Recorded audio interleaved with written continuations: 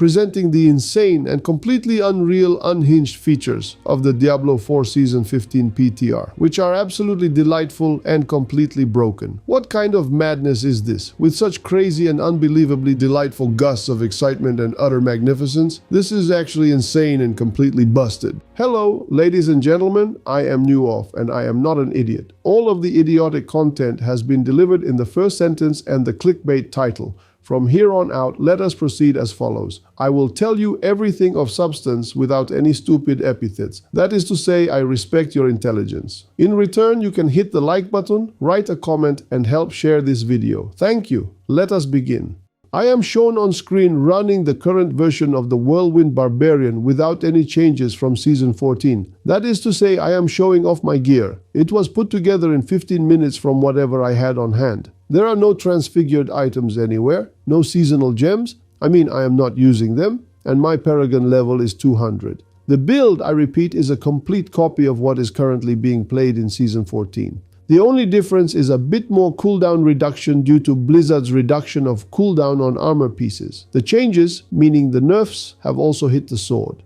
Instead of losing 10 points of fury per second, I now lose 10% of my fury per second. So specifically, with my current maximum fury of 686, I am losing only 68 points per second from the sword's penalty, compared to the 10 I lost before. At the same time, with hastily assembled gear, I am not experiencing any major issues with survivability or fury generation. I cleared a 115 pit in 2 minutes and did not push any higher. The conclusion is more than obvious. For farming, and I emphasize for super speed farming of Torment 12 and pits up to 120 in 1.5 minutes, this build is viable even without any changes once you have reasonably decent gear. A full and detailed guide for this build covering all the nuances was recently published. The changes in the upcoming season will not be fundamental for this build, so please watch it to understand how everything works. The changes will be applied across the entire game, a little here, a lot there. I'll now give you a general overview of these Diablo 4 PTR changes. Let's go. Start with the fact that some things are not working on the PTR itself. This list is available on the Blizzard website. Additionally, in the first few hours, users were experiencing corruption of their system game files when attempting to start the PTR, but that has since been fixed.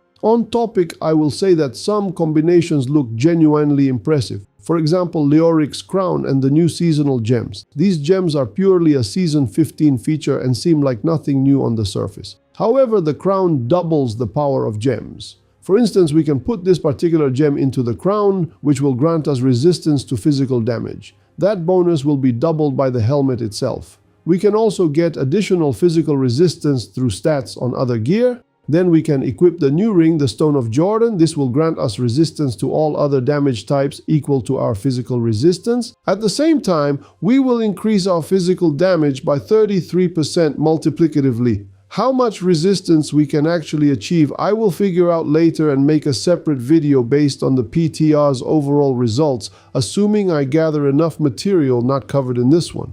Off the top of my head, reaching around 30,000 does not seem like an impossible task. Furthermore, we can put this other gem into Leoric's crown and get a 92% reduction to all incoming damage. That seems unreal. There are also seasonal gems, reminder they are only for Season 15 and have different properties, and each of their effects can be doubled through Leoric's crown. Also, we can use them in jewelry, an amulet and 2 rings, where we will get their standard bonus without the doubling. I am not going to list and describe all the gems. Everything is in the patch notes, which are linked in the description. You cannot use the same gem twice. You can socket it, but the bonus will not be active. Naturally, to use Leoric's crown, you have to sacrifice the helmet slot itself, which for the current barbarian build, for example, is quite painful in terms of damage output. Also, on the PTR, Leoric's crown cannot be placed in the Occultist stat re-roll slot. Whether this will remain the case is anyone's guess. The new Mythic Talisman system. The main thing to know, you cannot craft them, and there is no specific place to farm them. They drop randomly.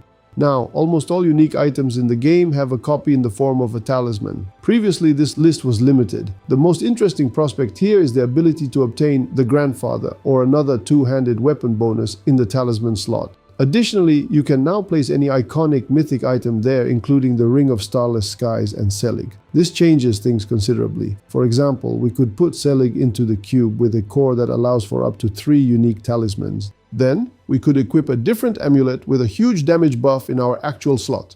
As a second talisman, we could use the Grandfather. Yes, the Grandfather is available as a talisman. And for the third, since we are using Leoric's crown, we could equip this talisman here. This is all theory for now. However, it is certain that there will be endgame build options. No one knows how significant these changes will be. Important. If you think that all the changes from the PTR will make it into the actual Season 15, you are mistaken. Some things will be altered, some removed, some changes will be added without notice. What we see now could be reduced or increased. And of course, for the first week or two, a lot of things, both items and mechanics, simply will not work or will work incorrectly. This is a medical fact, no matter what you imagine. This happens every season, and there are no exceptions.